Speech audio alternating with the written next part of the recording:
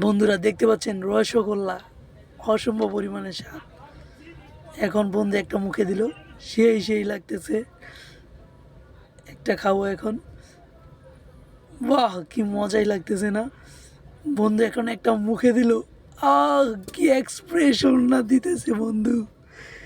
আহ, সেই স্বাদ, এত স্বাদ কেন?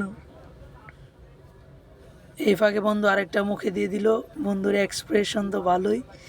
এখন দেখা যাচ্ছে বন্ধু খুশি অনেক। এখন আমার পালা, আমি আরেকটা মুখে দিব, দেখা যাক। বাহ, সেই মজা লাগতেছে। আঙ্গুলটা চেটে খেয়ে দেখি, অসম্ভব সুন্দর, আরও ভালো লাগতেছে।